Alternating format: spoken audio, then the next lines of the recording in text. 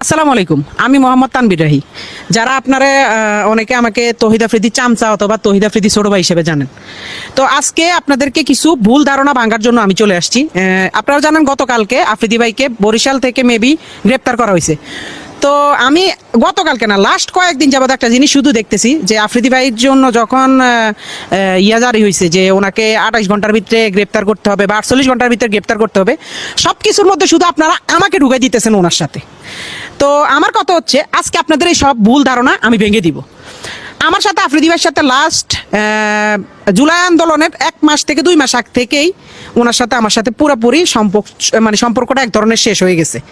তো সম্পর্ক শেষ হওয়ার পরে আমার সাথে ওনার সাথে ওরকম কোনো যোগাযোগ নেই। শুধু যোগাযোগ ওনার সাথে আমার সাথে জুলাই আন্দোলনের পরে উনি যখন বাংলাদেশে আসছে তখন 2বার ওনার সাথে যোগাযোগ হয়েছে। একবার হচ্ছে ওনার অফিসে গেছিলাম, হ্যাঁ উনি আমাকে ডেকে নিছে। আচ্ছা, ওইটা আপনারা ইনশাল্লাহ ওইটা সম্পর্ক আপনারা জানতে পারবেন। এই ছাড়া আরেকবার দেখা হয়েছে ওনার জন্মদিনের দিন, এই ছাড়া আর ওনার সাথে আমার কোনো ধরনের যোগাযোগ নেই, কোনো ধরনের দেখা সাক্ষাৎ নেই। কিন্তু আজকে আমি নিউজ ফিডে ঢুকতে পারতেছি না, আমার পরিবারের উপরে চাপ আসতেছে, আমার উপরে বিভিন্ন ধরনের চাপ আসতেছে যে আমি নাকি তৌহিদ আফ্রিদিকে ধরাই দিছি পুলিশের কাছে এবং উনি নাকি নোয়াখালীতে আমার বাড়িতে গেছে। ভাই, আমি নিজে তো জানি না আমার বাড়িতে উনি গেছে। আর এটা যদি আপনারা প্রমাণ করতে পারেন যে উনি আমার নোয়াখালীতে আমার বাড়িতে গেছে বা আমি ওনাকে ধরাই দিছি, তাহলে আপনারা যেই শাস্তি দিবেন আমি ওই শাস্তি মাথা পেতে নিব। আর আরেকটা ছোট্ট বিষয় হচ্ছে, আমার বলতেই হবে, আমাদের তৌহিদ আফ্রিদি টিম মেম্বারে তো আমি একা ছিলাম না। আপনারা সবাই আমাকে নিয়ে পড়ে আছেন কেন ভাই? আমাদের টিম মেম্বারে তো আমি একা ছিলাম না, আরো 10 জন 15 জন আছে, তাদের নিয়ে কথা বলেন না কেন? সারাক্ষণ আমার নিয়ে পড়ে আছেন কেন? আমি তো এটা বুঝতেছি না। আর আপনারা যারা আমার বলতেছেন যে আমি তারা ধরাই দিছি, ভাই ওনার আব্বারে মেবি ধরছে রবিবারে।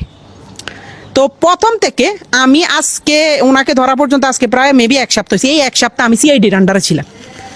আমার মোবাইল, আমি নিজে কোথায় যাই, কখন কি করি না করি, সব কিছু আমার সিআইডির আন্ডারে। ইভেন আমি সবচেয়ে বেশি ফেস করতে হয়েছে, এগুলো তো আমার যেমন কি হয়েছে আমি তো আপনাদেরকে বলি। ওনার আব্বারা যেদিন ধরে নিছে ওই দিন সকাল 12টা কি 1টার দিকে আমাকে বসুন্ধরা থেকে সিআইডি অফিসাররা ধরে।